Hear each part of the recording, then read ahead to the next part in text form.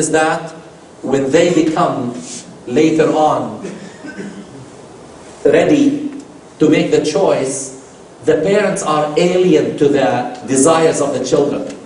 So the parents, there may be something left over from something between the parents and the children, but the children are already saying to themselves, we will listen to them, but then the final choice is ours.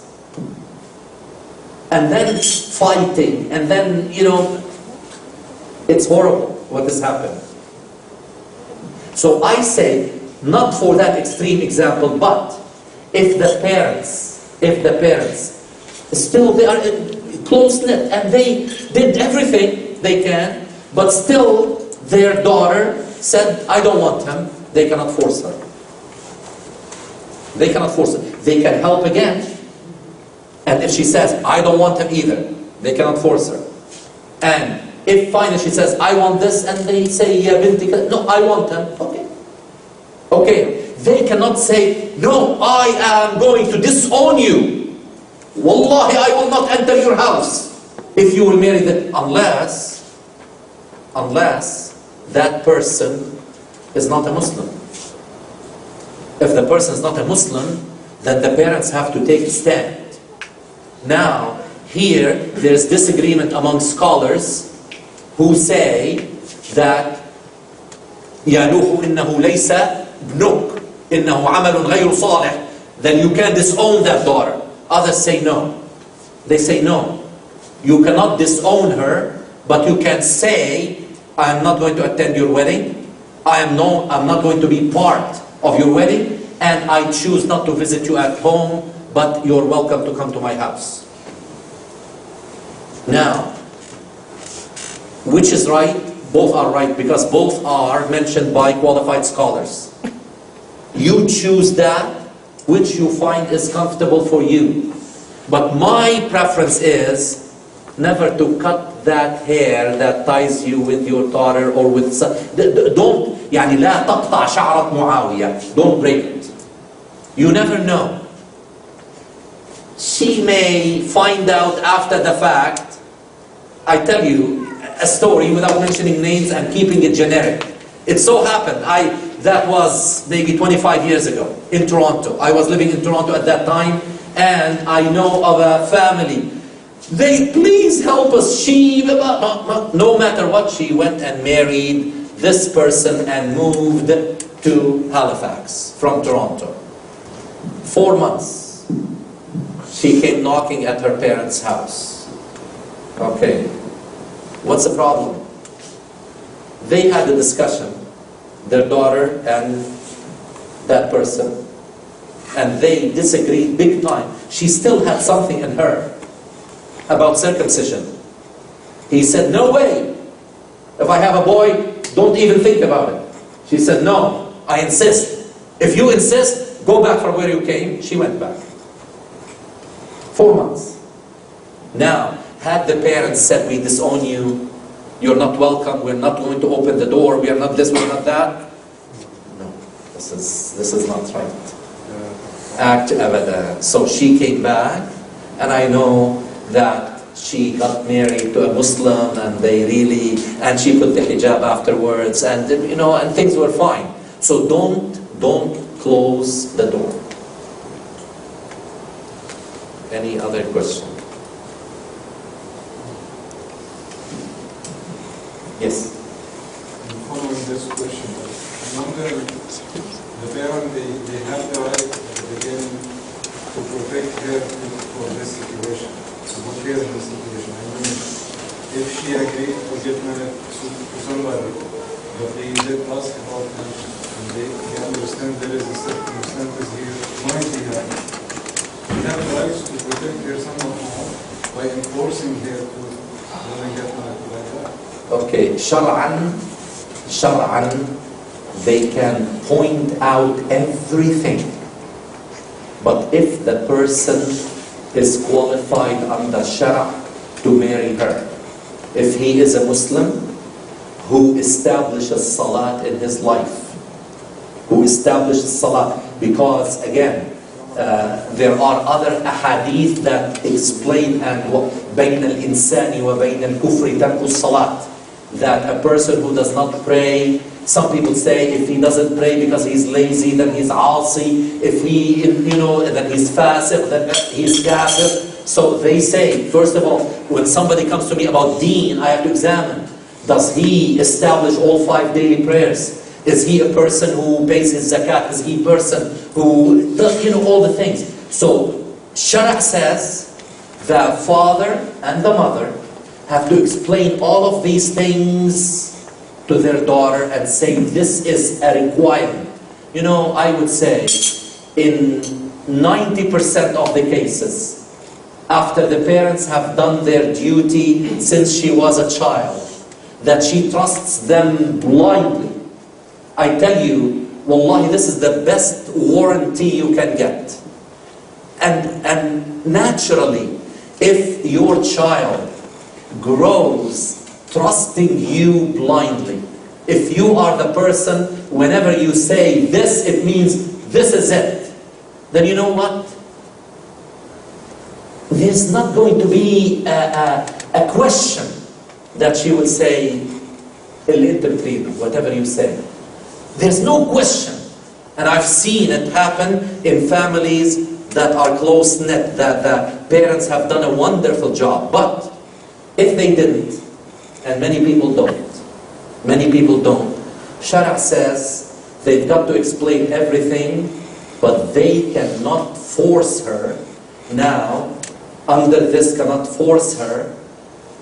The fuqaha, some say until she becomes 18, after which, she can choose to, marry herself. Others say no, لا تصح زواج البكر إلا بولي. That now there are fiqhi ramifications. So I am not going to get into the fiqhi ramifications now, because fiqhi ramifications have to be taken individually, one ramification at a time. Because if you generalize, you fall in the trap of making a mistake that can destroy the life of a family. And that is as if you are committing haram by giving the wrong fatwa. And we are not muftis. We are not muftis. Today I heard a fatwa that made me shake. Made 2 fatwas actually. Made me shake. Fatwas. The first fatwa is that anyone who makes dua in Urdu will not be acceptable. So beware, if you are Urdu speaking, wallahi, no Urdu dua will be accepted by Allah subhanahu wa ta'ala. It has to be in Arabic, even if you did not understand it. So, it must be an Arab mufti. No, but actually, the mufti who said that is an Indian mufti from India. He said it can't be acceptable. Okay, and he was visiting New York, and he was speaking to the community in New York, and he said, no, a dua has to be in Arabic. So this is Allahu Akbar. Number two, a very old man, this has nothing to do with marriage. A very old man is living in a condominium apartment that he's been owning for a long time. Now he's becoming very old, and his children want him to move with them because of health issues. So he wanted to rent that condominium. He was told by somebody that to rent your condominium is worse than riba. That if you rent it, the money you will get from it is worse than riba. And this is again. How come? What was the explanation for that? He was told point blank that, and it's his, he owns it 100%. And they said to him, if you will rent this apartment, then what you get from rent is worse than riba. So we have to be very careful about what we pass as, and that is why I am aware that there are ramifications and fiqhi specificities about different situations, ages, circumstances. She can be, the father can can say or claim that she is mentally not capable of making decisions, and this is, according to fuqaha, a very labile type of definition. He may say, I know my daughter, she cannot make a sound decision, period. Then he can stop her from marrying someone. There are many things that can be considered when it comes to the fiqh of that. Yes? Yes, I would like you to comment on like 3 points. The first point is about cultural barriers. If we are the Ummah of Islam, why should there be barriers between the Ummah of Islam? Yes, that's number 2, what we hear in practice here is somebody who is not a Muslim, and then after 2 days you come to the Jannah and say, Ashhadu an la ilaha illallah wa ashhadu anna Muhammadan Rasulullah. That, for me, that's only for the sake of marriage. That's right. And it's happened. Yes. The third thing is, the family law here are different from the Islamic Sharia. Yes, and yes. Even Ontario has been trying to implement Sharia. Certain Muslims said, no, we don't want Sharia here to be implemented in Ontario. So, for the marriage contract, if there are any clauses that are contrary to the law, the Canadian laws, it will not be implemented. Okay, the first comment about intercultural barriers. We did mention that in the primary criteria, being deen and akhlaq, culture is not a consideration.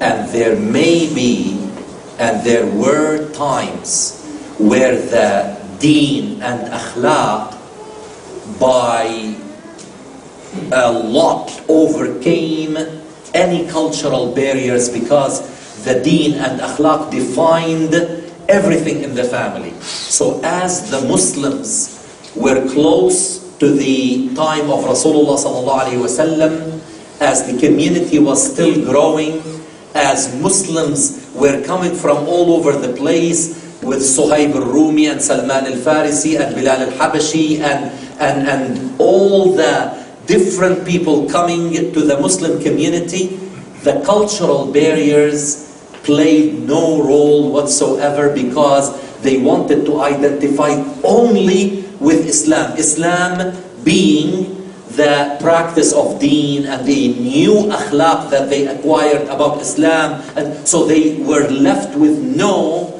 consideration for intercultural barriers. Then came a time, and even my grandparents' time could identify with that, where, even my mother, where if they entered into a marriage contract in those days, so in that time, in that generation, where it was a patriarchal arrangement, the man defines everything. It is not acceptable for the woman to object to any cultural definitions of the family. The woman is going to name the children even according to the wishes of her husband. She is going to even make them dress with the culture of the husband. And that was not an issue during my grandmother's and my mother's time. Today, we are saying al-ma'ruf, that Islam does not put any question mark on, is that cultures already started to clash with each other. And if we will go into intercultural marriages without taking the new realities into consideration, which are not anti-Islamic. Islam says, yes, if you are that couple that really can overcome any cultural difference because of your unmatched zeal to establish Islam and only Islam, culture will be secondary. You're different. Then go ahead. It is not for everybody.